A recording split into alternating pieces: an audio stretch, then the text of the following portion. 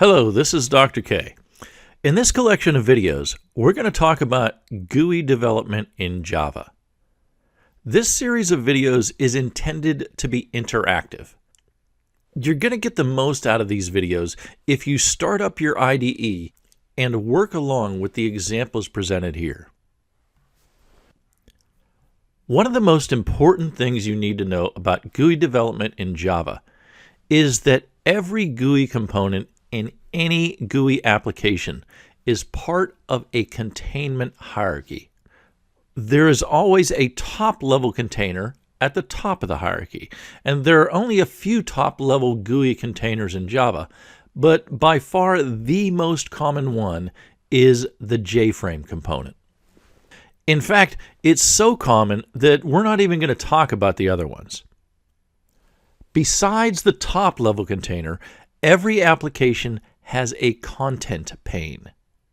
The content pane is a child of the top-level component, and it is where almost all of the other components, like buttons, labels, and text areas, reside.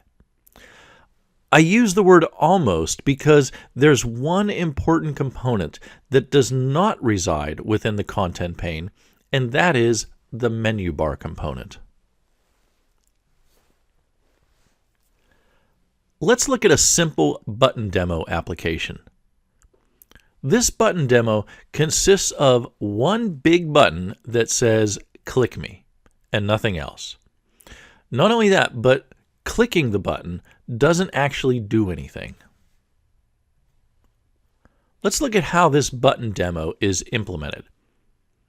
Here's some GUI code that uses a style from the book Head First Java. I'm using this example because it should be fairly straightforward to anyone who has done some Java programming, even if they have not done GUI programming. The application consists only of a main method. The method first creates a new JFrame object. Remember, that's going to be our top-level component. And then it creates a JButton object. The JButton object is going to be the one and only button in our application.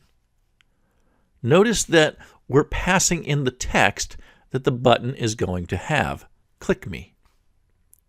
Then we set the default close operation on the JFrame to exit on close.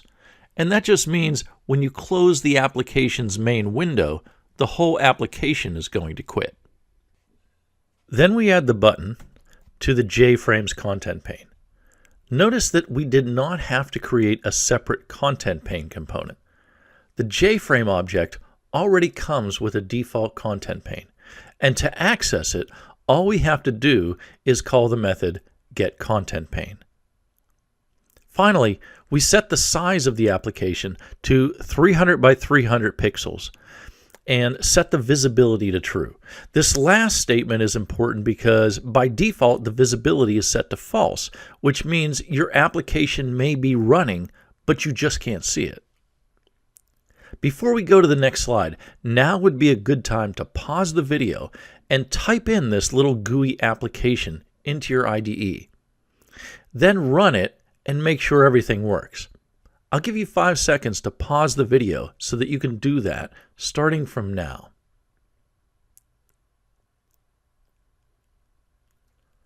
Okay, did you run it and did you see the 300 by 300 button on your screen? You should have been able to click it, but nothing should have happened when you did. That was a fairly simple application. Here's a nearly identical application, but it's written in the style of the GUI applications from the Java tutorial. It looks much more complicated than the Head First Java style of GUI applications, and it is, but there are some important benefits to this style. Before we talk about those benefits, let's try to understand what's going on here. The first thing to notice is that our button demo class is extending JPanel. The reason for that is a little bit odd. Remember we said that the content pane of an application is going to hold almost all of our other GUI components? Well, that makes the content pane a pretty important component. And one kind of GUI component that is permitted to be a content pane is a JPanel. Since our ButtonDemo class extends JPanel, that means that an object of type ButtonDemo is allowed to be a content pane. And that's exactly what's going to happen in this application. We're going to replace the existing content pane with a ButtonDemo object.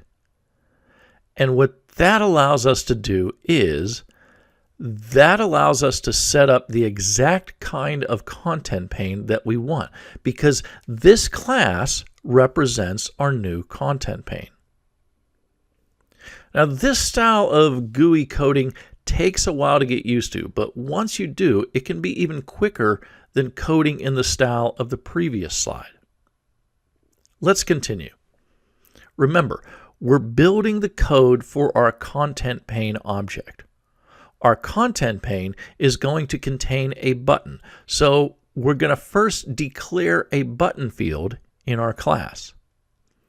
In the constructor for our class, which is the content pane, we're going to initialize the button, and then we're going to add it to, we're going to add it to the content pane, which will be an object of this type. Therefore, we simply call this .addButton. And that's it. We're pretty much done.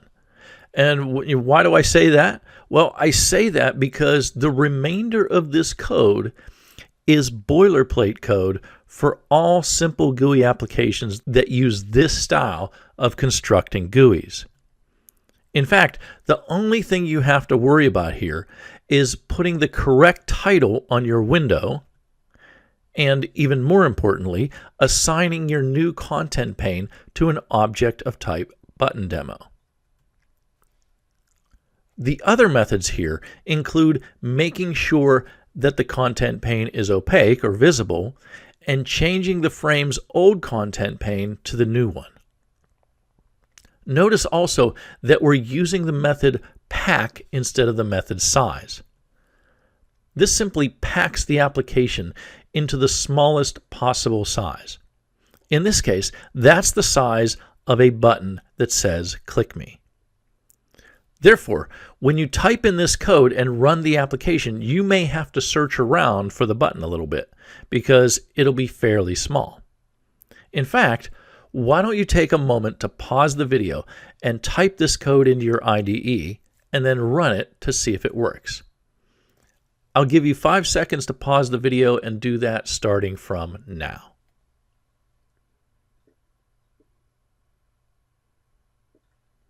Okay. Did you do that? Good. This one may have taken a while longer to get right, but like I said, once you get that boilerplate code working, you can cut and paste it into a lot of other GUI applications. Now, one thing we haven't talked about is the main method. This method simply calls the create and show GUI method, but it does so in such a way that the GUI runs in its own thread, which is a best practice in Java GUI programming.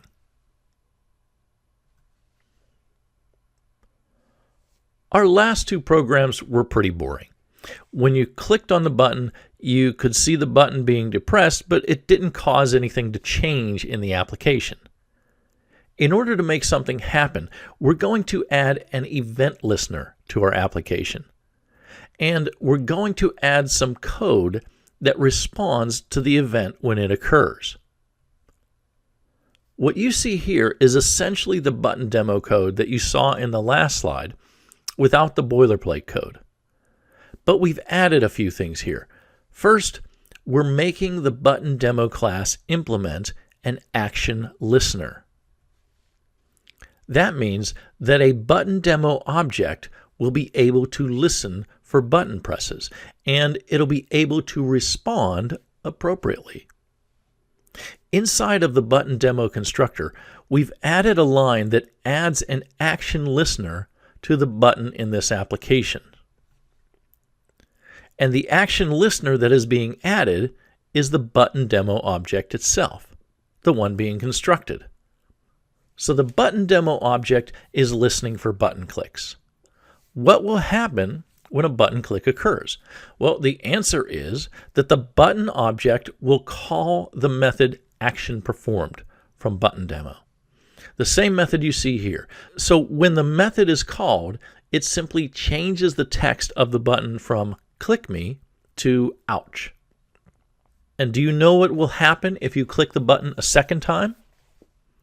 Well, instead of me telling you right away, please pause the video and add the additional code to the button demo application that you implemented from the previous slide. When you run it, click the button twice to find out what happens on the second click. All right, I'll give you 5 seconds to pause the video and do that starting from now.